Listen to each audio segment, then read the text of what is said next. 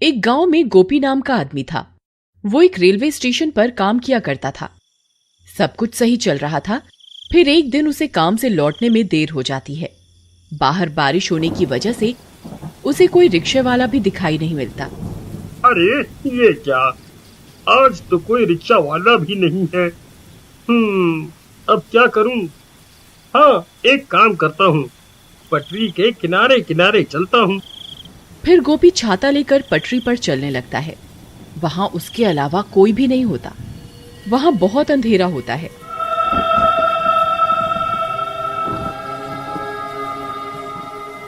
हे भगवान, यहाँ तो बहुत अंधेरा है। कहीं मैंने इस रास्ते से आकर कोई गलती तो नहीं कर दी? तभी पीछे से कोई उसका नाम पुकारता है, गोपी गोपी। अरे मर गए रे, यहाँ तो कोई भी नहीं है। फिर पीछे से मेरा नाम कौन पुकार रहा है? क्या करूं? फिर गोपी पीछे मुड़कर देखता है तो वहाँ कोई भी नहीं होता।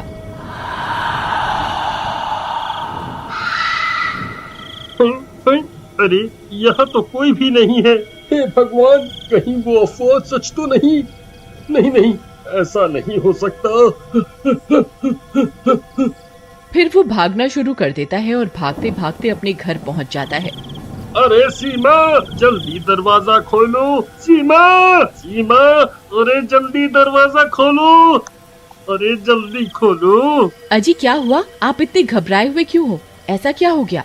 अरे जल्दी अंदर चलो, आज तो मैं बाल बाल बच गया। बाहर बारिश होने की वजह से आज मुझे घर के लिए कोई रिक्शा नहीं मिला। इस वजह से मैं पटरियों के रास्ते से घर आने लगा। तभी किसी औरत ने मेरा नाम पुकारा। मैंने पीछे मुड़कर देखा, वहाँ कोई नहीं था। हे भगवान, आपने पीछे मुड़कर क्यों देखा? ये आपने क्या कर दिया? आपको पता नहीं था क्या? सब गांव वालों का कहना है कि अगर कोई औरत पटरियों पर तुम्हें पुकारे तो पीछे मुड़कर नहीं देखना, नहीं तो वो औरत तुम्हारे साथ तुम्हारे घर आ जाएगी। अरे मर गए, ये तुम क्या बोल रही हो सीमा? मैंने तो पीछे मुड़कर देखा था, लेकिन मुझे वहाँ कोई दिखाई नहीं दिया। अब क्या होगा? क्या वो चुड़ैल मेरे पीछे पीछे घर तक आ जाएगी?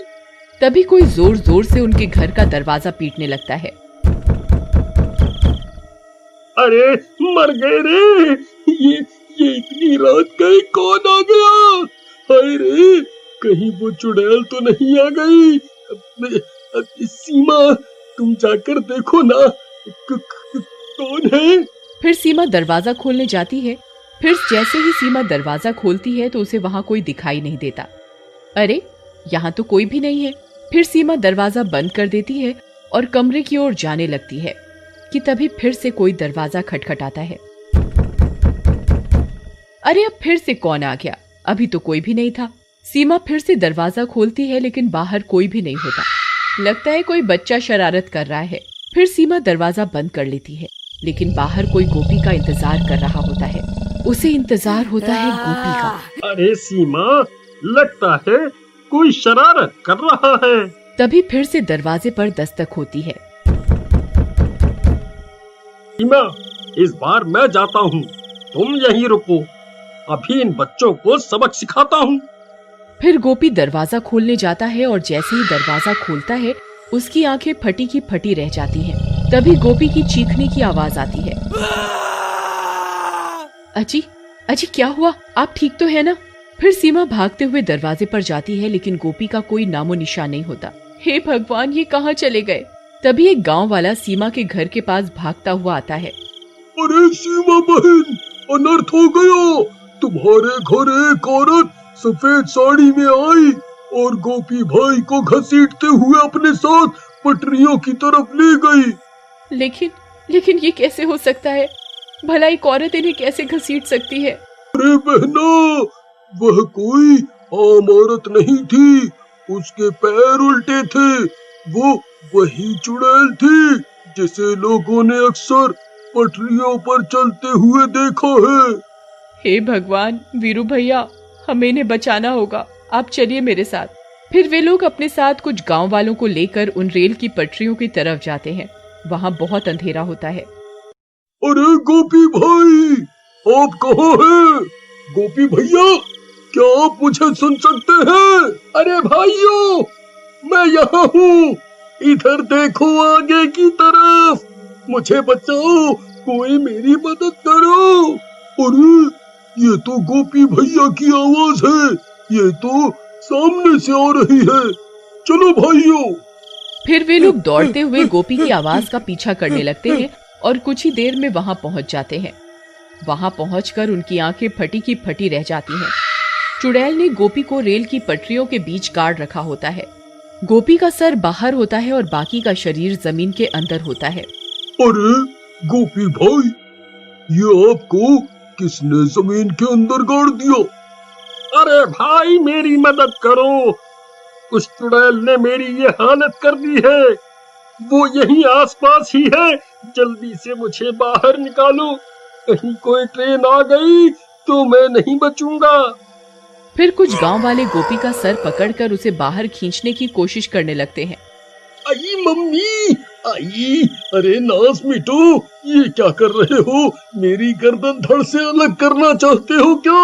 आई आई। तभी डरावनी डरावनी आवाजें आने लगती हैं। अरे भाइयों, जल्दी मुझे यहाँ से निकालो, मैं उस चुड़ैल को महसूस कर सकता हूँ, वो यहीं कहीं है, जल्दी करो। तभी वो चुड़ैल वहाँ पहुँच जाती है। चुड़ैल को अपने सामने देखकर सबकी हालत खराब हो जाती है। अरे मर गए रे, ये तो वही पटरियों पर घूमने वाली चुड़ैल है, अब क्या करें? भाइयों, मैं तो कहता हूँ जल्दी से यहाँ से निकल लेते हैं, नहीं तो ये किसी को जिंदा नहीं छोड़ेगी।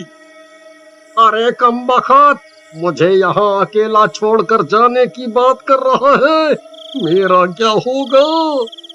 नहीं नहीं, मैं इन्हें अकेला छोड़कर कहीं नहीं जाऊंगी। तभी उन्हें ट्रेन की सायरन की आवाज आती है। आई मम्मी, ये तो ट्रेन की आवाज है भाई, अरे मर गया रे, अब मैं नहीं बचूंगा। अरे अरे गाँव वालों, जल्दी मुझे यहाँ से निकालो। फिर जैसे ही गांव वाले गोपी को फिर से निकालने की कोशिश करते हैं, चुड़ैल गुर्राने लगती है। अरे भागो रे, ये चुड़ैल अब हमें नहीं छोड़ेगी, भागो। फिर वे सब गांव वाले पटरी से दूर भाग जाते हैं। ट्रेन की आवाज भी अब तेज हो जाती है।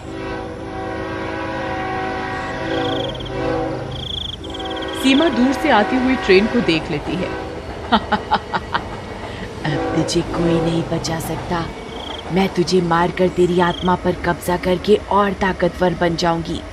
अब कोई फायदा नहीं है सीमा, ट्रेन बहुत नजदीक आ गई है, अब मैं नहीं बचूंगा, तुम यहाँ से चली जाओ, चली जाओ। नहीं नहीं जी, मैं आपको छोड़कर कहीं नहीं जाऊंगी, अगर मरना ही है तो साथ में मरेंगे। फिर इतना बोलकर सीमा गोपी के आगे लेट जाती है।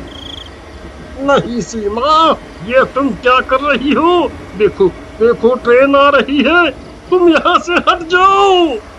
ए बेवकूफ औरत, ये तू क्या कर रही है? क्यों अपनी जान देना चाहती है? तू मेरा शिकार नहीं है, सिर्फ तेरे पति ने मेरी आवाज सुनी थी और मुझे पलट कर देखा था, सिर्फ ये मेरा शिकार है। तू इसकी वजह से अपनी जान क्यों दे रही है? चुड़ैल जी, ये मेरे पति हैं, मैं इनके बिना नहीं जीना चाहती। तभी वो ट्रेन और भी नजदीक आ जाती है, लेकिन सीमा का प्यार देखकर चुड़ैल का मन बदल जाता है। उसे भी अपना गृहस्थ जीवन की याद आ जाती है। अरे भाइयों, वो देखो ट्रेन आ गई, अब ये लोगों को कोई नहीं बचा सकता। तभी वो चुड़ैल अपना हाथ उठाती है और अपनी शक्तियों से ट्रेन को रोकती है। अरे वाह वाह वाह वाह, सीमा, ट्रेन रुक गई, हम तो बच गए। तुम दोनों जा सकते हो, मैं तुम्हारी जान नहीं ले सकती। मेरा एक काम करना, यहाँ झाड़ियों में मेरी लाश पड़ी हुई है, उसका अंतिम संस्कार कर दो, इससे मुझे मुक्ति मिल जाएगी। फिर गांव वाले उस चुड़ैल की लाश ढूंढते हैं और उसका अंतिम संस्कार कर देते हैं। और उस दिन के बाद से उन रेल की पटरियों पर किसी औरत की आवाज सुनाई नहीं देती।